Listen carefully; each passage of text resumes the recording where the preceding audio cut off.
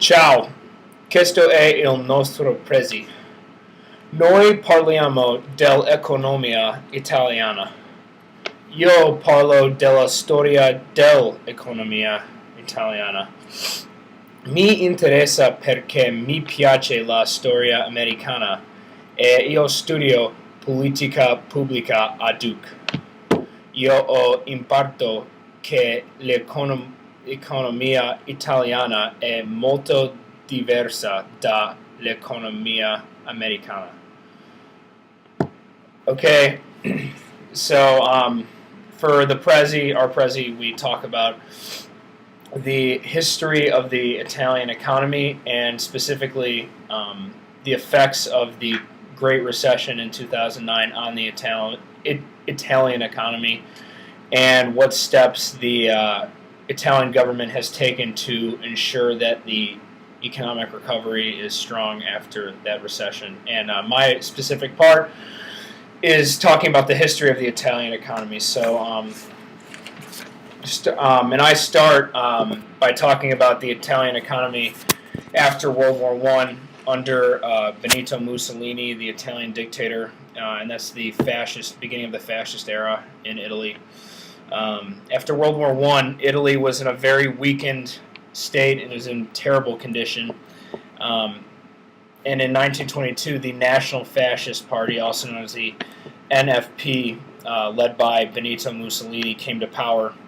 At the beginning of their regime, they relied on free markets and laissez-faire economics where the government does not intervene in the businesses. But once Mussolini gained more power and had more power at his disposal, these ideas of free trade and free markets with other countries, they were completely abandoned for government intervention and protectionism. And protectionism is a theory that limited trade with other countries, and you just focus on producing your own goods.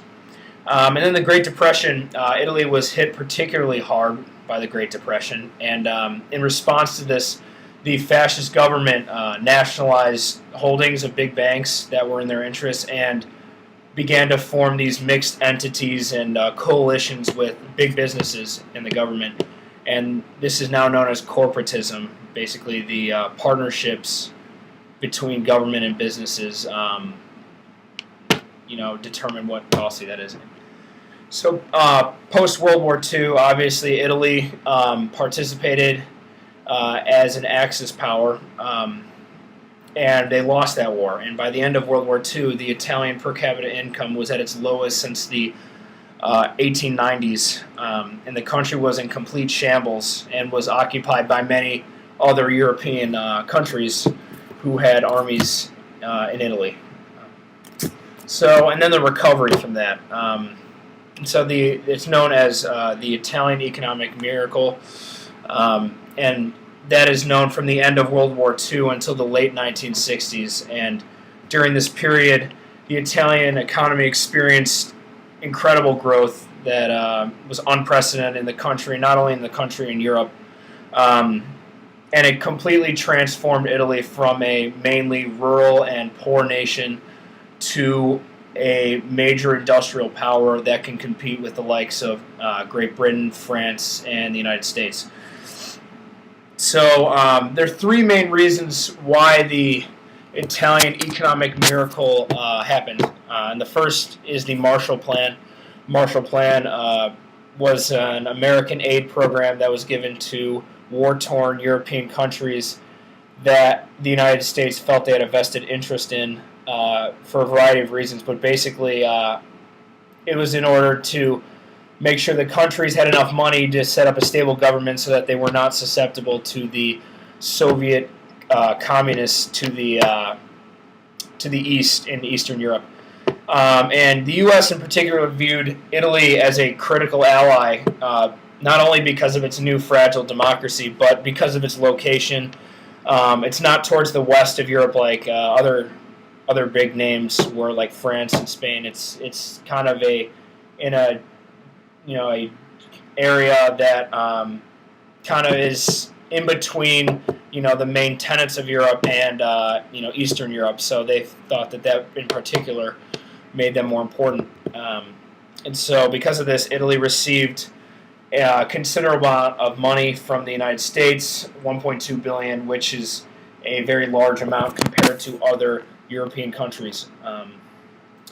Another reason is the Korean War. Right after the aid from the Marshall Plan in the United States, right after that American aid ended in 1951, was a turning point in the Korean War, because the Korean War really ramped up at that time and required a lot of metal and industrial manufactured goods, and Italy was on the forefront of that, and they supplied much of that,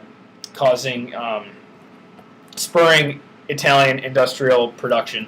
And this made sure that the progress made from the Marshall Plan did not halt progress, and that it was a continuous cycle, and that it wouldn't end after Marshall Plan aid ended. And then probably the third thing was the creation of this European Common Market in 1957.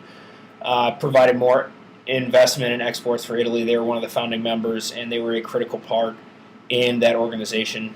Along with this large, cheap labor force coming off World War II, basically laid the foundation for spectacular economic growth.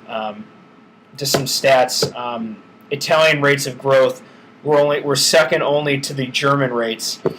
And John F. Kennedy was personally praised the Italian economic miracle himself by saying that it's an example to the rest of the world about how to rebuild one's economy. And then the end of the Italian economic miracle, like I said, was in the late 1960s. And this was due to two main factors. The hot autumn strikes, these were these labor strikes in northern Italy for 2 years, 1969, 1970, along with the oil crisis that was felt not only in Italy, throughout the world in 1973, put an abrupt end to this massive economic boom that really changed Italy. 1970s unemployment and inflation rose sharply, and it created a lot of social and economic unrest throughout Italy. In the 1980s, the federal government of Italy reduced the federal deficit and reduced spending, and this led to steady economic growth and led to increased industrial output and production. And a famous phrase that the Italian media created was "il sorpasso," which was when they surpassed the British economy in 1987, and then they used it again when they passed the French economy in 1991 in terms of industrial output, and they became the fourth largest industrial country in the world. Staples of the Italian economy. For exports, there's three biggest exports are engineering products, textiles, and production machinery. And their main export partners are Germany and France.